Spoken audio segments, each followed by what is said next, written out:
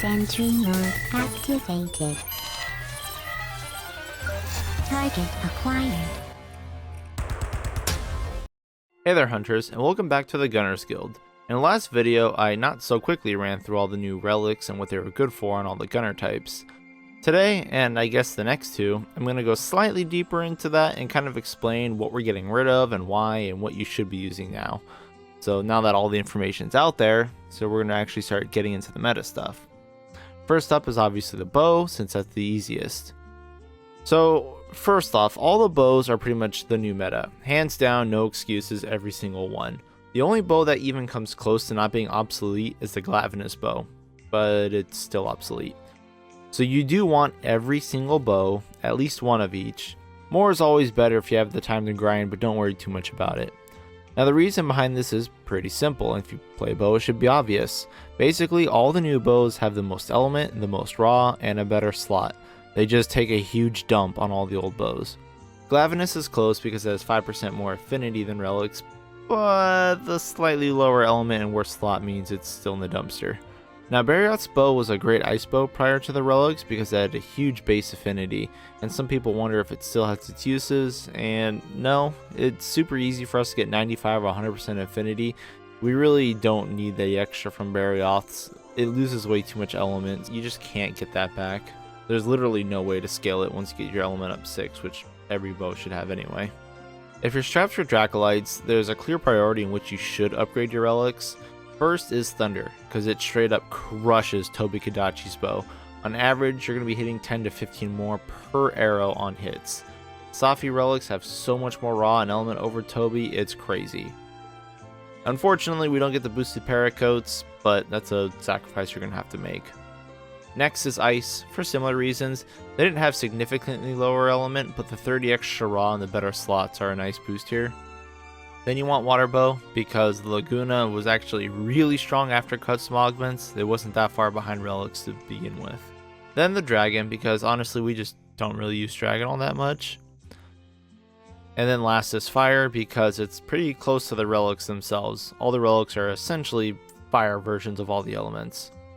Also an extra note, if you're trying to get all the elements on your bows when you awaken them, make sure you fill each individual slot with the element ASAP. Doesn't matter what rank, just fill all of it up. Replace any essences you have or whatever, put it all in there.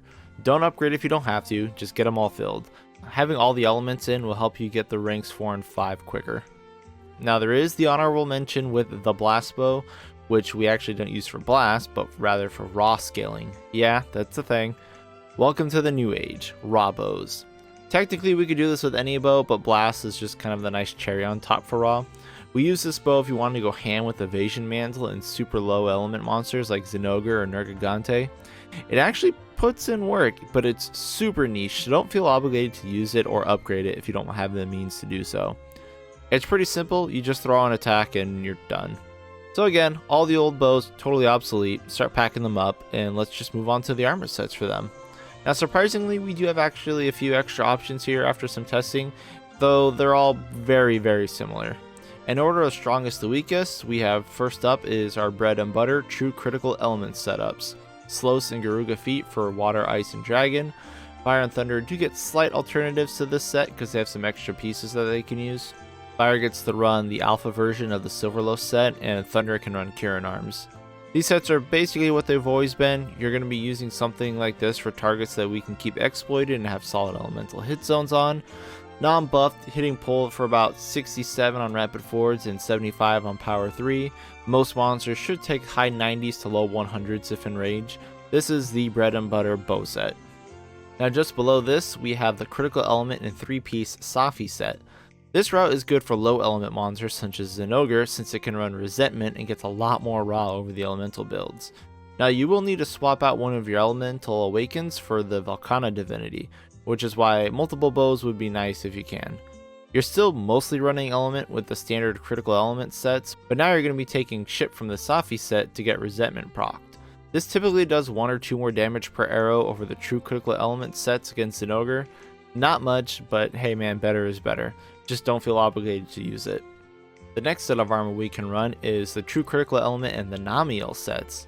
I actually like these sets. Now you should run the Silver Rathalos Mastery instead of Namiel's Mastery, because we actually want to use 2-piece of Nami because it has slightly better armor pieces for bow users. With Nami's 2-piece bonus, you end up about 30 element under true critical sets. You also lose Agitator for that 5% affinity, and you lose your rank of normal up shots. On the flip side, you do get your choice of Stamina Surge 3 in either Con 4 or Evade window. The huge amounts of stamina regen thanks to Stamina Surge, and getting Con 4 means you don't need to use Dash Juice, or you can just play it safer with Evade window.